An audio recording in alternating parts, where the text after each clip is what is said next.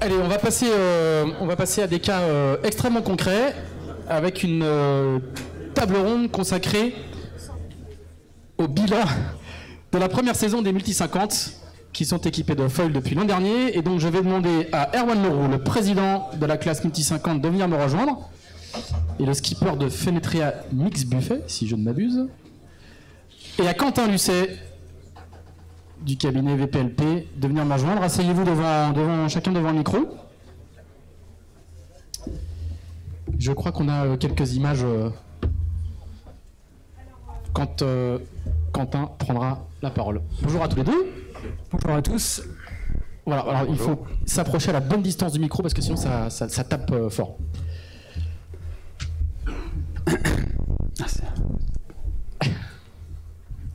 Je cherche ma fiche, voilà, table ronde multi 50. Alors, on va commencer avec toi, Erwan, pour avoir quelques petits éléments de contexte, puisque la classe multi 50 l'an dernier a accompli une évolution, si c'était une révolution, avec des changements profonds, l'arrivée des foils, la scission, la séparation avec ce que vous appelez, alors passez pas les vintage, redis-moi les spirits, voilà exactement. Donc est-ce que tu peux nous donner un petit peu, avant qu'on parle du bilan technique extrêmement concret, est-ce que tu peux nous donner quelques éléments de contexte qui fait que pourquoi la classe Multi 50 a accompli un petit peu cette transformation extrêmement importante? Suite à la route du Rhum 2014, il y a 4 ans, on s'est posé après et puis on a essayé de trouver des solutions. Qu'est-ce qu'on veut dans 4 ans, comment est-ce qu'on voit l'évolution de la classe. Et donc il y a eu des mouvements de bateaux, il y a des partenaires qui ont arrêté, il y a des skippers qui ont arrêté aussi. Voilà, donc on s'est posé notamment avec la Lou. Rock'n'roll, et parce que qui était très actif dans la classe, et puis voilà, on a démarché, on a fait notre petite audit. On a demandé aussi aux organisateurs un petit peu ce qu'ils pensaient, donc 2014, 2015, et puis on est arrivé à la conclusion de dire bon, il faut qu'on modernise notre jauge, il faut qu'on modernise aussi nos bateaux. Et donc voilà, donc la séparation avec les spirites, malheureusement, elle a été inéluctable. Maintenant, on l'a pas fait comme ça. On a dit bon, on se sépare. On a dit on va vous accompagner. Maintenant, ils se sont pas mis ensemble pour essayer de trouver des solutions et pour voir un peu leur avenir. Donc les spirites, c'était des vieux bateaux, quoi. Ouais, ce qui faisait que la flotte était relativement disparate. PR2 qui appartient au patrimoine mondial, enfin de l'UNESCO. C'est un bateau à foil, hein, donc c'était le premier bateau à foil, super bateau, hein, donc mais bon, qui était plus en accord avec ce qu'on voulait montrer, et aussi une professionnalisation de la classe qui était importante à nos yeux et pour les partenaires et pour la visibilité de ce qu'on voulait faire au sein de la classe multi 50. Donc voilà, on voulait s'en séparer, puis maintenant je crois qu'ils ont trouvé leur place. Aujourd'hui, ce qu'on voit avec les multi 2000, je crois que voilà, ça colle parfaitement avec leur état d'esprit, avec les vieux multicoques et les anciennes générations qui sont d'ailleurs super bien entretenues, et voilà, donc je pense qu'ils ont trouvé aussi l'envie de naviguer, l'envie de régater contre les autres, donc c'est plutôt pas mal, l'équilibre qui s'est fait naturellement finalement. Alors avec ça s'est accompagné donc du passage donc la modernisation de notre jauge. On s'est dit va falloir qu'on passe au foil, et puis il y avait aussi cette transhumance un peu de la part de toutes les classes et de la part de la course au large, savoir les monocoques passés au foil, toute une partie des bateaux, on parlait beaucoup des foils, donc on s'est posé la question, on a décidé, alors on n'était pas beaucoup à décider parce qu'il n'y avait pas beaucoup de monde dans la classe, hein, donc c'est plutôt facile, hein, quand on est un petit comité. C'est la définition du putsch, hein. pense pas. Peut-être quand même. Non, je rigole. Ouais, on n'a pas fait un peu. Parce que vous êtes plus que 8 bateaux. À l'issue de ça, à l'époque, vous étiez plus que 6 bateaux à l'issue de ça. Même pire que ça. Alors, on a fait une année de transition en 2016 parce qu'il y avait des bateaux qui voulaient faire The Transat et la Québec-Saint-Malo. Donc, en fait, on a fait une année de transition. Donc, il y avait All Mix de Pierre-Antoine et Éric Nigon. Et donc, qui ont fait The Transat. Donc, oui, effectivement, on était 7 ou 8. Et puis, rapidement, l'année d'après, on n'était plus que 4. Hein. Là, on a fait une année 2017 où on était 4. On était 2 à naviguer avec la Loue. Bon, bah, écoute, c'était bien comme ça. C'est facile pour voter, oui. Voilà. Donc voilà, bref, on s'est posé les bonnes questions et on s'est dit bon, on va réunir nos architectes historiques qui ont fait des bateaux dans cette classe et donc on a réuni VPLP, on a envoyé un mail à Benoît Cabaret, Verdier, Guillaume et puis Pierre Maric. Et puis on a dit voilà comment on fait, comment est-ce qu'on peut faire, trouvez-nous une solution. C'était un peu cette démarche-là dans laquelle on était arrivé. Et est-ce que vous êtes d'accord? La première question qu'on leur a posée, c'est est-ce que vous êtes d'accord pour travailler ensemble? Et ils ont dit oui. Voilà, donc on s'est dit top, parfait. Et donc là on a commencé à créer un cahier des charges, commencé à réfléchir. Il y a eu des discussions. Et puis il s'est posé la question quand même à un moment donné, elle se dit parce qu'on était parti sur les feuilles lancées. Et puis juste avant de prendre la décision, on dit go, on y va. C'est quand même tous reposer la question, on dit est-ce qu'on fait pas une erreur? Est-ce que c'est bon le C ou est-ce qu'on passe pas en L? Et donc on a tous refait un tour de table, on s'est tous reposé les bonnes questions. Et on s'est dit non, on va pas ouvrir la boîte à Pandore, on va rester sur ce qu'on maîtrise, sur ce qu'on sait faire et sur ce que tout le monde sait faire. Et donc on va rester en feuille lancée. Et donc nous voilà partis, on a ouvert la jauge en feuille lancée. Alors, donc feuille monotype. Feuille monotype. Issue d'une collaboration de tous les architectes en même temps. C'est ça, parce qu'il fallait il fallait que le foil puisse aller à la fois. Bon, on n'est pas 36 000 bateaux, hein, donc on va sur le bateau de Benoît, de Rennes, Benoît Cabaret et Rennes de Gilles Lamiré, la French Tech. Donc il fallait que le foil il puisse aller sur son bateau et puis sur les dernières générations. Donc il a fallu adapter. C'est pour ça qu'on a aussi demandé à tous les archis de travailler ensemble pour arriver aussi à une même portance, pour savoir si les bateaux pouvaient accepter de porter le bateau sur le foil. Donc c'était ça vraiment l'objectif. Donc on ne s'est pas soucié des bateaux neufs. Le passage, c'était de se dire bon, on est les anciens bateaux, il faut qu'on les modernise. Donc on se focalise là-dessus, à la fois sur les renforts. Et donc on a essayé de réfléchir à comment on allait les renforcer, qu'est-ce qui allait se passer. Enfin bon, c'était super intéressant, très riche. On va demander à Quentin un peu le point de vue justement je dirais pas du camp d'en face, mais du coup des gens qui répondent aux bonnes commandes. Ouais. En tout cas, ce qui est sûr, c'est qu'il y avait vraiment les deux locomotives, la Loue et Erwan, qui sont arrivées en disant voilà, là, il faut passer à l'étape supérieure, on peut plus rester dans ce mode entre guillemets archimédien tel qu'il existait. Et c'est sûr que de toute façon, je pense que la réponse elle ne pouvait être que collégiale, parce qu'il fallait adapter ça à des bateaux existants qui avaient des architectures différentes et des configurations de plateformes différentes. Donc c'est sûr que la réponse qu'il fallait donner, c'était un exercice pas forcément évident. Parce que les hauteurs de flotteurs, elles varient d'un bateau à l'autre, etc. Les positions de bras, les positions, etc. Donc il a fallu trouver une réponse qui puisse s'adapter à toute la flotte actuelle pour pas qu'il y en ait un qui se trouve défavorisé et pénalisé. Ouais. Donc ça c'est sûr que il y a eu effectivement, il était nécessaire que tous les architectes soient impliqués dans les discussions. Et après ça, la réponse technique au niveau du foil qui a été choisie, je pense que comme disait Erwan, le C semblait être de bon ton parce que c'était une technologie maîtrisée, avec un coût maîtrisé. Je pense qu'il ne faut pas se leurrer aussi, ça fait partie de la donne. Et si jamais on commençait à rentrer sur des histoires de foil en L, très rapidement, on allait se tourner vers des safrans hantés. Donc après ça, on mettait le doigt dans quelque chose. Et voilà, on a fait une ou deux réunions, je pense, avec Guillaume et Romaric et Benoît là-dessus, à se dire bon, jusqu'où on va. Je pense qu'il faut mettre la notion de coût un peu là-dedans. Alors ça, on voit l'image derrière. En fait, c'est pas que le foil, c'est foil plus. Ouais, voilà. En fait, l'objet de de ce développement était de fournir aux équipes ce qu'on voit à l'écran, c'est-à-dire un puits standard qu'on puisse adapter à tout le monde, des cales qui étaient dedans et le foil qui fonctionnait. Par contre, là, il y avait toute une liberté finalement d'implantation où on pouvait aller entre quelque chose qui était implanté relativement horizontalement ou plutôt verticalement. Donc là, il y avait un petit peu d'enjeu et chacun fait un peu sa sauce autour de ça. Et au même titre que la position longitudinale a un impact sur la sécu qu'on peut avoir. Donc ça, voilà. Donc ça fonctionnait assez bien. Je pense que ça a permis, n'hésite pas Erwan à compléter, mais tous les bateaux ont pu l'adapter. Et ça, c'est quand même, voilà, sans trop de difficultés. Du coup, ce kit-là, il était à vendre combien ? 90 000 €. Le kit accès foil, 90 000 €. Pour un foil. Pour un foil, pour les deux foils. Les deux foils, le puits, enfin tout ce que tu vois là. D'accord. Non posé, hein. Non posé. Non posé. Donc là, le kit foil, c'est 90 000 €.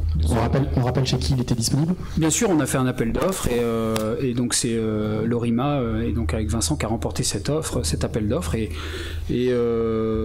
voilà les deux derniers qui restaient sur la liste c'était Multiplast et Lorima et donc voilà, on a fait confiance à Vincent et toute son équipe et puis bon, ça nous a apporté entière satisfaction. Et d'ailleurs on a un contrat qui nous lie jusqu'en 2018 et qu'on est en train de prolonger jusqu'en fin 2019. Chaque équipe ensuite était libre d'implanter ces nouveaux foils. C'est ça, c'est la règle. Dans le chantier elle-même, dans le chantier, etc. Voilà, comme tu le voulais, il y avait un plan, il y avait une liasse de plans, il y avait dans le kit accès foil, il y avait un dossier technique, donc qui n'a pas été fait tout de suite, qu'on a fait que maintenant, qu'on a vraiment finalisé que maintenant, parce que il a fallu aussi 1 an de gestation et puis d'essai pour vraiment finaliser ce dossier technique et ces règlements et ces petites nuances de règles.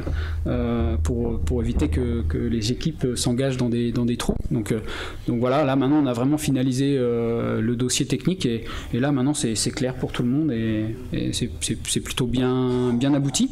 Donc c'est effectivement c'est Lorima. Alors après les 90 000 c'est en fonction de la finition qu'on peut demander sur les foils. Voilà, c'est une histoire de couleur de peinture quoi. Mais voilà. Alors après il y a l'implantation sur le bateau. Qui est plus facile dans des bateaux neufs puisque ça rentre dans la fabrication du bateau, qui a été un peu plus compliqué pour nous parce que ça a été il a fallu partir d'une feuille blanche.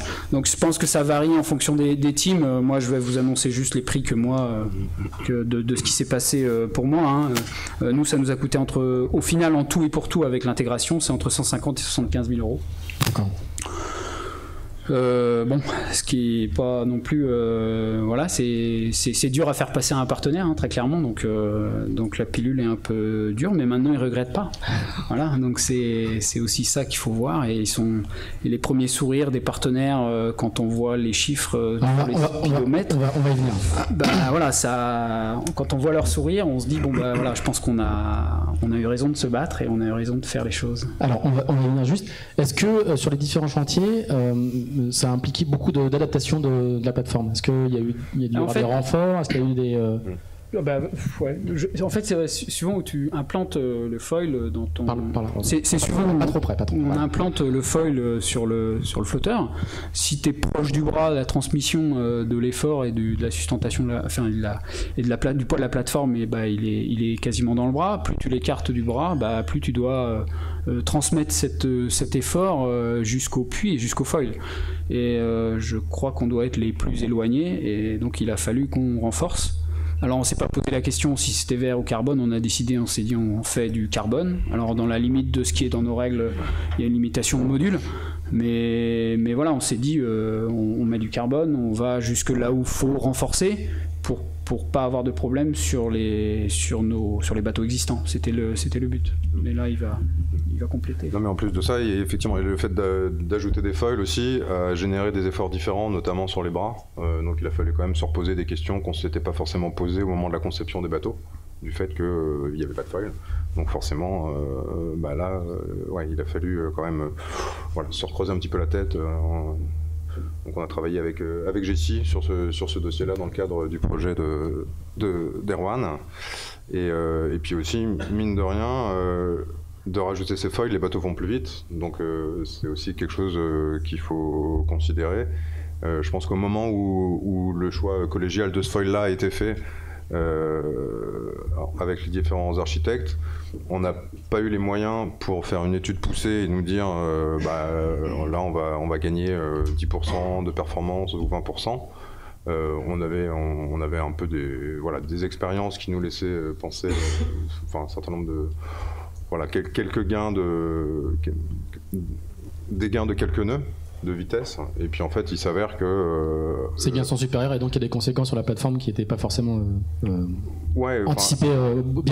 En fait juste pour finir là-dessus, effectivement, et même par rapport aux foils lancés existants, on a été un peu plus loin parce qu'il y a une possibilité de réglage en navigation et avec une plage d'amplitude qui était assez importante et qui permet du coup effectivement d'aller même un peu plus loin que ce qu'on avait pu imaginer sur des bateaux comme les Mod 70 ou des choses comme ça. Et c'est vrai que là, il y a eu du coup un super boulot qui a été fait entre Romaric, nous, sur la partie système, etc. Romaric Neusser, qui était plutôt en charge de la partie système. Nous, on s'est plutôt occupé de la partie performance, hydro et structure. Et puis tout ça a été partagé avec Guillaume Verdier et Benoît Cabaret. Vas-y, on fait, excuse-moi. Non, ça va, c'est bon. Ouais, je rajoutais juste qu'il y avait un élément qui était fondamental pour nous, c'était aussi le poids des bateaux. On est réglementé depuis 2011 sur un poids mini de plateforme de 3 tonnes et donc l'ajout de foil en fait a modifié aussi ce poids mini. Et donc aujourd'hui c'est 3 tonnes 2. Le poids mini, et donc ça aussi ça intègre une charge pondérante des bateaux, donc toute la structure du bateau elle est on avait beaucoup d'interrogations par rapport à ça, donc il y avait les foils mais il y a aussi le poids et toute la structure à côté, donc je pense qu'aujourd'hui on a fait les frais et on en fait encore, on voit qu'il y a le matériel souffre à côté, donc surtout les périphériques clairement aujourd'hui c'est alors on va y revenir, on regarde les chiffres d'abord parce que du coup le résultat il est extrêmement probant. Attends, je voulais faire un truc. Vas-y, oui. Non, mais je voulais juste dire que nous on imaginait à peu près des gains de performance de l'ordre de 10%, et en fait on a eu la chance là de faire deux nouveaux multi 50 où du coup on a mis les moyens pour étudier réellement les enjeux, et en fait il s'avère qu'en faisant quand on fait tourner nos VPP avec et sans foil, on voit que les enjeux de vitesse vont de l'ordre de ça met un petit coup de pied au cul, de l'ordre de 8 nœuds, ce qui peut être quand même assez intéressant. Jusqu'à 8 nœuds. Jusqu'à 8 nœuds, ouais. Près de 8 nœuds. Erwan, raconte-nous un peu les premières navigations avec les foils, les sensations. T'es d'accord ? Je découvre les chiffres, je vous avoue que là... Ah oui. Alors, comment il faut voir ça ? C'est des... C'est ma polaire ou quoi là ? Non, mais tu confirmeras ou pas ? En fait, il faut voir ça, c'est pour des vitesses de vent, en haut, qui sont affichées. À gauche, c'est des angles de navigation. 10, 18, 20 et 24 nœuds de vent, et ensuite, c'est les angles de vent réel, 50, 60, 80, 100, 120, 130. Voilà. Donc, à 100 degrés du vent réel, le gain de vitesse à 20 nœuds, il est de 5,7 nœuds. Exact. Ce qui est énorme. C'est pas mal, ouais. Non, c'est beaucoup plus que ce qu'on peut imaginer sans être passé au foil d'une génération de multi 50 à une autre. C'est sûr que là, on a vraiment, technologiquement, il y a eu quand même un sacré step qui a été passé. Et sauf erreur de ma part, à Dornonnet, t'étais monté à des choses complètement... Voilà, ça, on a tous vu ça. Première sortie du bateau un peu officielle. Ouais, on a fait 38 et puis le lendemain, Lalou, Arkema faisait 39 GPS. Donc Dornonnet, c'était magique parce que la baie, elle est faite pour ça, elle est faite pour la vitesse, très clairement. Et donc il y avait les conditions parfaites pour le faire, et on n'a jamais réussi à faire ces scores depuis. Parce que le plan d'eau, il est parfait pour faire ça, et ça depuis des années. Et ça, Gwen l'a bien compris depuis depuis qu'il organise le Grand Prix du ADR. Donc oui, et puis on a hâte à retourner naviguer là-bas pour voir ce que ça donne. Surtout que là, on aura les deux côtés. Avec des tireurs, non ? Raconte-nous un peu les sensations, ce qui change. Quand tu as eu des foils sur ton 1050, tu avais déjà beaucoup d'expérience 1050. Qu'est-ce qui change en termes de sensations et de comportement en mer? Très clairement, le bateau, en fait, ce qui se passait avant, c'est que quand on prenait une risée ou quand on monte sur un patin et que l'on sort la coque centrale, le flotteur s'enfonce dans l'eau. Et donc, donc on travaillait sur des carènes où le flotteur s'enfonçait dans l'eau, ressortait, et on essayait vraiment de travailler ce tangage pour qu'il y ait le moins de traînées possible dans l'eau du flotteur.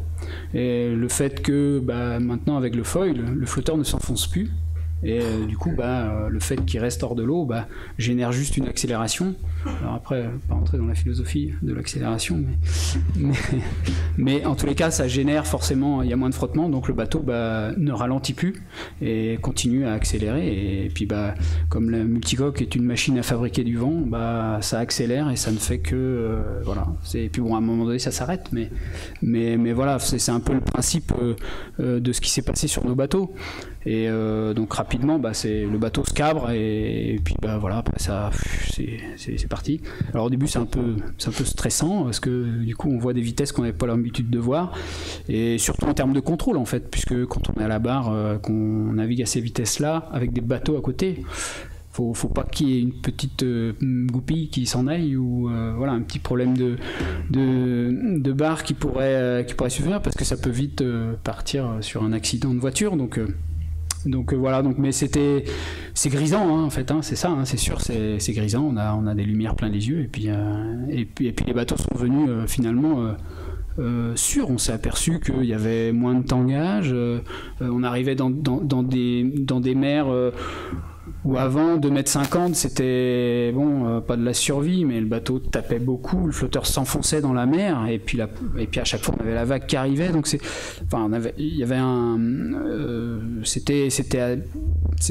pas forcément agréable à bord dès 2,50 m de mer au près. Et puis là, on a gagné un bon 50, voire même 0,75, puisque là maintenant 3 mètres, on n'a plus ce tangage, on est en appui sur le foil au près, et ça va tout seul. On a gagné un peu en hauteur, on est plus aérien, et finalement ça passe un peu mieux dans la mer. Donc maintenant c'est plutôt 3 mètres, on est vraiment en survie à 3 mètres 25, 3 mètres 50 quoi. Voilà. Mais donc voilà, du coup on a repoussé un peu ces limites-là, et c'était pas pour nous déplaire. Voilà. Quentin, est-ce que tu as des chiffres qui confortent ce que dit Erwan? Vous avez eu le droit de recueillir quelques données ou Non, pas particulièrement, mais c'est là où on a vraiment besoin, nous, des marins, parce que ça sert à rien de dessiner un bateau s'il n'est pas pour quelqu'un qui nous fait des retours. Et donc ça, effectivement, c'est plutôt des choses qu'on n'anticipe pas, mais on est content de les apprendre. Et puis si tu es content, Erwan, je suis ravi. Ok, merci. Qu'est-ce que ça a eu comme conséquence globalement sur le reste du bateau? Donc on a compris une manière de naviguer un petit peu différente, plus de confort, plus de vitesse. Est-ce que ça veut dire que derrière il faut changer les voiles? Est-ce que du coup les charges de travail sur les boucles, les drisses par exemple sont plus importantes? C'est quoi les conséquences en cascade de l'arrivée de ces feuilles-là? Ça mouille beaucoup plus. Voilà, donc ça c'est sûr, ça mouille, mais vraiment beaucoup plus. Enfin, c'est incroyable, la différence elle est aussi énorme. Après non, les périphériques souffrent beaucoup, donc là typiquement quand on est sous Genaker appuyé sur le foil, quand on pousse la barre, avant on avait ce flotteur qui rentrait dans l'eau et qui nous disait stop. Là maintenant on l'a plus, donc on continue à pousser, le bateau accélère, on reborde encore un peu plus de Genaker, on regarde juste le mât si ça va bien, et puis hop, et puis ça continue à accélérer, et puis il y a un moment donné c'est la drisse qui pète quoi. Voilà, donc très clairement sur la Jacques Vabre, nous notre mésaventure, voilà, alors si on avait placé la diminution, bref, de la drisse un peu différemment, on n'aurait peut-être pas cassé, mais c'est aussi le fait d'avoir mis les foils et de pousser un peu plus la machine, parce qu'on est beaucoup plus à l'aise, qui nous a fait défaut. Mais donc voilà, donc tous les périphériques, c'est pour ça que cet hiver on a vraiment aussi regardé tous ces périphériques là pour bien vérifier qu'on n'allait pas au clash. Donc même le mât, je crois qu'il faut qu'on fasse attention. Donc l'évolution de la vitesse, elle est elle est bien, mais il faut qu'on fasse attention à ce qui se passe aussi derrière en termes de périphérique. Voilà, c'est juste ça, il faut qu'on soit vigilant, quoi. Ça veut dire que tu as augmenté le diamètre de tes gouttes, tu as changé, tu passes au hook. C'est aussi pour ça qu'on a ouvert assez rapidement l'année dernière au hook de grand voile. Donc là, nous, on a fait le choix d'installer le hook de Genac et le hook de grand voile sur notre... Avant, dans la jauge, multi-50, c'était interdit. C'était interdit, ouais. Et puis depuis... en même temps que les foils, je crois que c'était... Oui, ça fait déjà... 1 an et demi, donc on a autorisé ça allait dans le bon sens en fait, hein, donc c'est aussi pour ça qu'on a autorisé, et puis maintenant quasiment tous les bateaux ont cette technologie là en tout cas. Donc, sur la plateforme, est-ce que les renforcements qui ont été faits pendant les chantiers ont été suffisants, ou est-ce qu'il faut encore les renforcer? À ma connaissance, ça suffisait. Enfin, je crois pas qu'il y ait de retour comme quoi c'était un peu faible. C'est l'avantage de la monotypie. Je crois que par rapport au foil, en tout cas, c'est le coefficient de sécurité qui a été. Sur le foil en lui-même, je pense que Pierre peut-être. Moi, c'est ma question sur la plateforme. Sur la plateforme. Sur les renforts. Je crois que le renfort de la plateforme, ça fonctionne aujourd'hui. Il n'y a pas eu de retour comme. Bah oui, non, ça fonctionne très bien. Non, pour l'instant, on n'a pas découvert de loup. Après la Jacques Vabre, en tout cas, et après une saison, pour l'instant, il n'y a pas de problème. Après, je reste prudent parce que demain, tu plies le bras, tu dis attends, là, devant tout le monde, on dit que tout va bien, et puis le lendemain, on plie le bras, on plie le bateau. Donc, non, je reste assez prudent là-dessus. Jusqu'ici, tout va bien. Jusqu'ici, tout va bien. Donc, faut rester aussi, faut rester humble par rapport à ça, et il faut faire attention à comment on utilise le bateau. Enfin, ça reste des engins fragiles. Qu'est-ce que ça a eu comme conséquence sur les nouveaux multi-50 ? Est-ce que du coup ça vous a amené à faire des bateaux un petit peu différents C'est sûr que ça a complètement. On fait pas le même design si on sait qu'on a des foils ou s'il y en a pas, ça c'est sûr. Au niveau de la répartition, le centre de carène des flotteurs par exemple. Où aujourd'hui, vu qu'il a fait le choix a été fait de mettre que des foils et pas de plan porteur arrière par exemple, on a beaucoup travaillé sur la portance dynamique des formes de flotteurs pour faire en sorte que le bateau se cabre moins, en tout cas les nouvelles générations, et un petit peu un ersatz de plan porteur avec les nouvelles formes. Et ça c'est sûr que c'était vraiment une donnée d'entrée. Et du fait qu'on connaissait aussi l'environnement du puits de foil et du foil avant de concevoir, et qu'il y avait un certain nombre de contraintes parce qu'on ne peut pas faire n'importe quoi avec un foil, sinon on le casse en deux, notamment des distances entre cales minimum ou des choses comme ça. Ça a pu être une donnée d'entrée réellement sur la géométrie de la plateforme. Et je pense que sur le côté aussi aérien du bateau, notamment sur les protections, etc. C'est des choses qui ont poussé à aller dans cette démarche-là. Des postes de barre plus protégés et des cockpits un peu plus protégés que ce qui était fait jusque-là. Voilà, c'est complètement lié au cahier des charges aussi du skipper. Parce que, mais en tout cas, c'est sûr que sur Ciel à Village, par exemple, on a plutôt une inspiration, on va dire, ultime, de se dire qu'on puisse barrer et manœuvrer les winches en restant à l'abri. Donc ça c'est ce qui est moins le cas sur le bateau de Thibaut. Un peu moins, oui. Ok. Qu'est-ce que ça a comme conséquence en termes de coût ? C'est-à-dire que les nouveaux multi-50 coûtent un peu plus cher qu'avant ?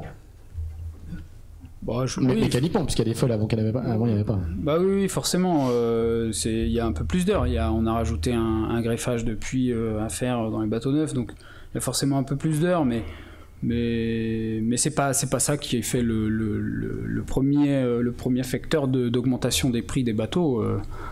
C'est le coût chantier c'est le coût chantier qui augmente chaque année, donc forcément on n'a pas le même coût chantier il y a 5 ou 10 ans en arrière que maintenant, donc, et puis suivant la technologie qu'on utilise, je crois qu'il faut aussi en multi-50 on a la chance de pouvoir faire plusieurs technologies de construction. Il y a le pré-imprégné, il y a l'infusion, et du coup c'est pas le même prix, et c'est pas le même investissement pour les chantiers, donc c'est pas le même coût pour le client. Donc c'est essentiellement ça qui fait la différence.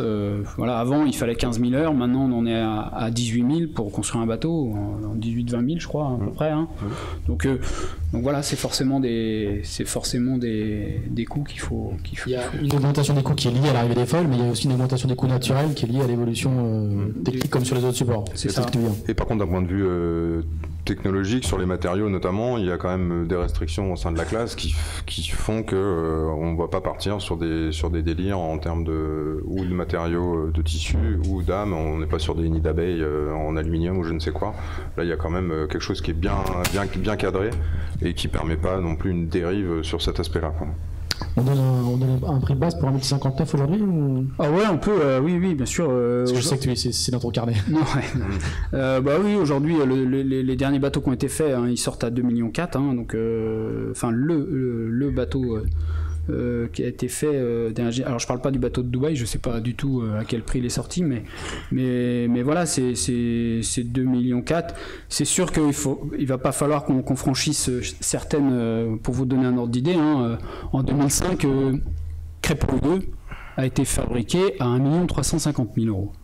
Il y a 15 ans, il y a 13 ans. En 2009, le 3 a coûté 1 530 000. Après, les 3 autres bateaux qui ont été faits dans la même année, ils ont à 1 000 euros près, c'est la même chose, je crois, de mémoire. Donc voilà, maintenant, on est à 2,4 millions. Voilà, le bateau de Lalou en 2011 qui a été fait, Arkema, il a été fait en infusion, donc c'est pas la même technologie. Ils ont fait ça dans un chantier, ils ont créé leur propre chantier, donc le coût chantier est différent, donc ils ont réussi à gagner le nombre d'heures elles-mêmes. C'est juste le coût chantier qui est différent, donc ils ont réussi à faire moins cher.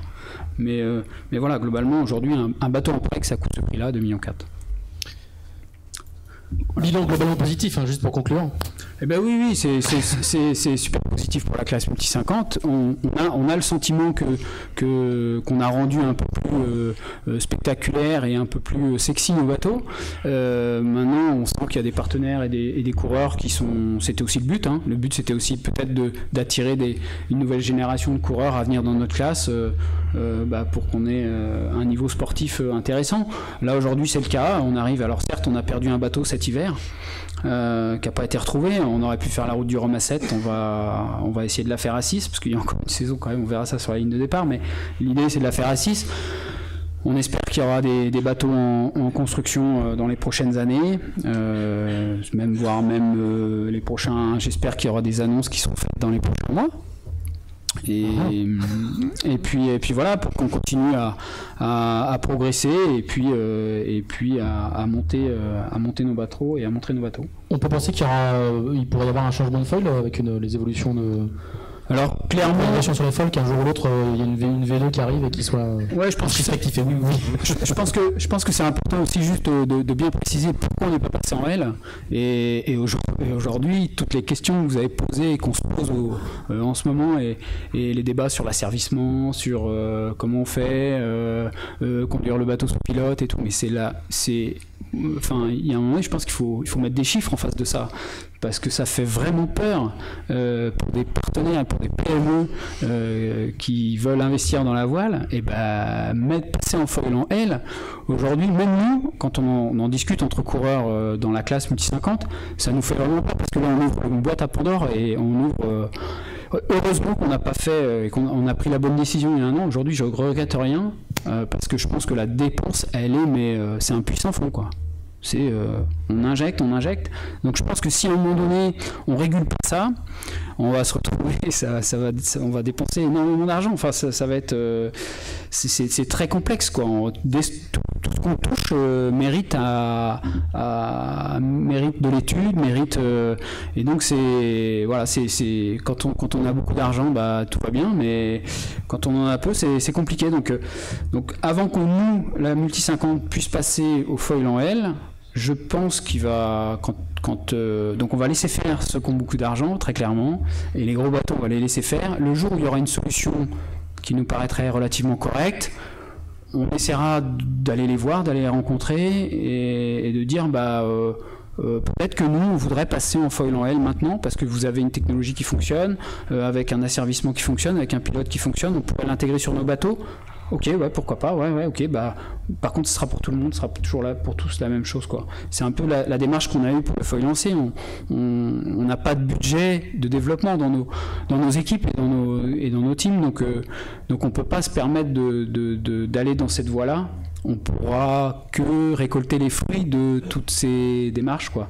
Donc voilà, moi je leur conseille de réguler un peu et à un moment de pas trop dépasser les bornes pour que ça coûte pas non plus des milliers des cents, parce que si ça coûte trop cher, les autres bateaux pourront pas y aller. Et je pense que c'est la limite aussi de ce qu'est la course au large à l'accès au grand public du foil. Ouais, plus on va complexifier les choses et plus l'accès au foil pour le grand public, bah, ça va être compliqué, quoi. Voilà, c'était mon petit avis. Un mot de conclusion, Quentin, ou on passe aux questions? Non, mais enfin, juste, je rejoins un peu ce que disait Erwan, mais plein de choses sont possibles. Pour moi, c'est lié à la stratégie de la classe, de savoir où est-ce qu'ils veulent mettre le curseur. Voilà, savoir si on part sur des délires d'appendices, des asservissements ou des choses comme ça, ou pas. C'est vraiment, voilà. Il y a une cohérence globale de ces projets-là qui sont liés à un budget et des retombées médias, etc. Et voilà, faut que ce soit viable. Voilà. Ça marche. Est-ce qu'il y a des questions dans la salle? Juste là.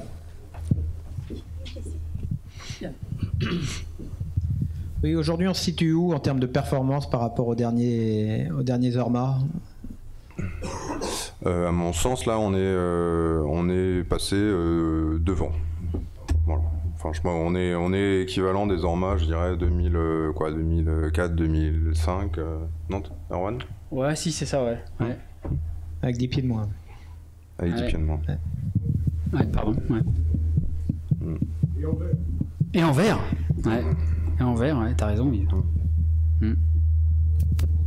Là, Carole. Marc Johnson, High Marine. On a parlé tout à l'heure de la performance dans le petit temps, donc style nœud, ça décolle, ça vole. Les chiffres que vous avez tout à l'heure là, c'était bien à 18 nœuds, mais à 10 nœuds, il n'y a pas beaucoup. Est-ce qu'il y a une marge de progression pour ce que les bateaux plus lourds peuvent profiter du petit temps? En fait, c'est juste que dans l'état actuel des choses, avec les contraintes qu'on a et les rapports poids-puissance de ces multi 50, et vu la taille du foil, aujourd'hui c'est pas efficace, on s'en sert pas, et ça faisait partie du cahier des charges aussi de pouvoir le rétracter complètement quand il n'y en a pas besoin. Donc il y a vraiment un mode archimédien identifié et un mode plutôt foiling, quoi, non-flying, quoi. Mais du coup, aujourd'hui, si on souhaitait avoir un bateau qui soit performant avec son foil plus tôt, de toute façon, il n'y a pas de secret, il faut mettre des foils plus grands. Mais donc, du coup, c'est surtout le haut de range où on va être un peu plus en difficulté. Et je pense qu'il faut garder à l'esprit que ça fait partie des bateaux, des multicoques offshore, les plus petits. Et que même si aujourd'hui, jusqu'à 3 mètres de houle, ça a l'air de pas trop mal se passer, c'est quand même des bateaux qui sont super légers, et je pense qu'il faut être assez vigilant, voilà, à pas se concentrer que à une plage d'utilisation, sinon on va se mettre dans le rouge dans toutes les autres. Si on fait les multi 50 plus légers, ça casse, c'est sûr. Voilà. On a plutôt tendance à alourdir les bateaux et renforcer les bateaux, parce qu'on fait de la course au large et on fait pas. Le but c'est pas de voler en baie de Quiberon, c'est vraiment d'aller affronter les. Je prends une dernière question, il y avait Dominique qui avait une question.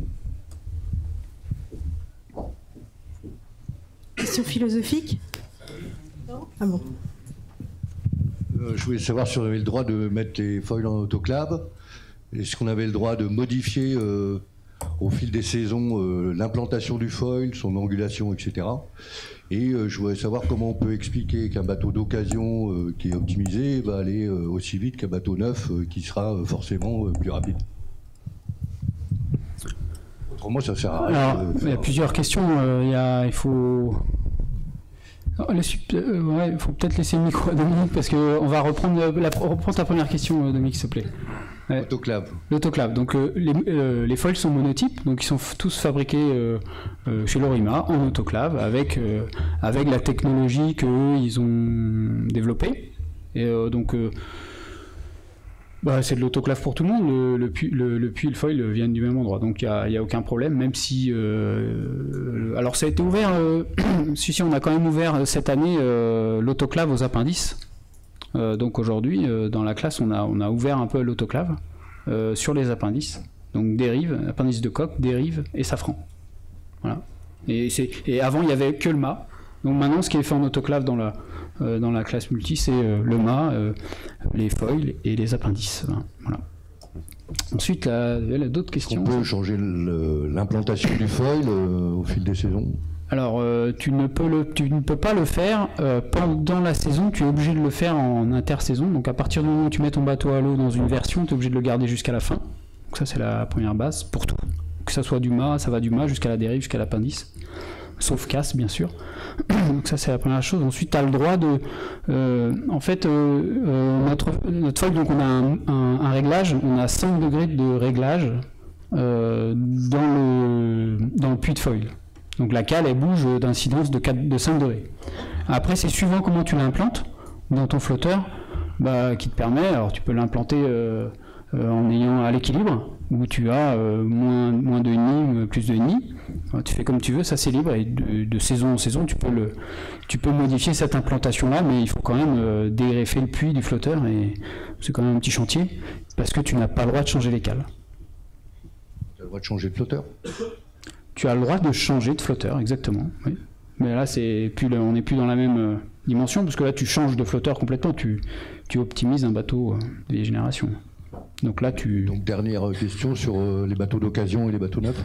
En fait, on a fait le choix quand on a mis les foils en place, ouvert aux foils, on a fait le choix parce qu'on avait quelques connaissances de leur mât, et on a donc mis un volume minimum sur les flotteurs de 10 mètres cubes. On a pris le plus petit flotteur de la flotte, je crois que c'était nous d'ailleurs. Voilà. Et du coup, on a dit on peut pas faire moins, parce que on voulait garder cette possibilité d'être archimédien et de pouvoir terminer les courses. Et si tu n'avais plus de foil, tu peux naviguer comme naviguaient les Multi 50 il y a encore 2 ans, quoi. Donc sans foil. Et voilà, tu arrivais à faire des transats sans foil. Donc on voulait pas sortir de notre ADN. Voilà. La question, c'était un bateau neuf est forcément plus rapide qu'un bateau d'occasion. Forcément. Moi, je vais pas dire oui, parce que j'y crois pas du tout. Ça dépend. Enfin, c'est sûr que. Intrinsèquement, oui. Non, même pas. Enfin, si tu fais un bateau neuf avec un architecte nouveau qui sort de l'école, et puis que le mec il se plante complètement, le mec il s'est planté, quoi. Ici, après, moi je peux pas te dire, je n'ai vu que Ciel à Village sur le départ de la Transat Jacques Vabre. Donc autant me dire avec limite envie de vomir, parce que vu l'état de la mer, donc ça a été vraiment très compliqué. On n'a pas vu, effectivement, Ciel à Village a l'air d'aller vite. Maintenant, moi je suis incapable de te dire aujourd'hui le bateau de Thibaut ou comment est-ce qu'il peut se comporter. Aujourd'hui, ce que je sais avec les bateaux avec lesquels j'ai l'habitude de naviguer au contact, c'est hyper équilibré. Il y a des phases où les bateaux vont plus vite, d'autres phases où les bateaux vont un peu moins vite. Chacun a sa spécialité. Alors moi, j'ai peut-être la chance d'avoir un bateau un peu polyvalent, d'autres des bateaux un peu plus extrêmes, mais globalement au large, tout ça, ça se nivelle. Et aujourd'hui, même le bateau de Gilles Lamiré montre une belle... qui a gagné The Transat, et qui a d'ailleurs en solitaire, qui a gagné quand même les 2 courses majeures, qui a gagné Route du Rhum et The Transat. Donc ça reste un bateau, si tu lui mettais les foils, qui resterait aussi performant, quoi. Donc aujourd'hui, je pense que oui, tu as peut-être raison quand aujourd'hui, peut-être que demain, on dira que Ciel à Village va aller plus vite, mais... Je pense qu'il n'y a pas vraiment eu de confrontation à ce jour réellement entre les nouveaux bateaux et les anciens, dans la mesure où la dernière, quand même, Jacques Vabre s'est arrêté assez rapidement pour Thierry. Et puis surtout, en fait, c'est assez théorique, parce qu'il n'y a pas de bateau d'occasion. Il n'y a pas de bateau d'occasion. Quand je parle de bateau d'occasion, je parle de Fenetria par rapport à une nouvelle génération. Si tu es un nouvel entrant, bien sûr, mais si tu es un nouvel entrant sur ce secteur-là, tu veux faire du multi 50, aujourd'hui, tu n'as pas le choix que de faire construire un bateau neuf. Exactement, donc il va aller plus vite que les autres. Autrement, ça ne sert à rien qu'il soit architecte naval. Bah oui. Ouais, en théorie. Merci Dominique. Oui, je suis d'accord. Non mais il y a un lobby des bâtonnets face à présent dans cette salle, on est bien d'accord. On est là pour ça, hein, pour développer des affaires. Allez, on va vous applaudir tous les deux, vous remercier, merci beaucoup.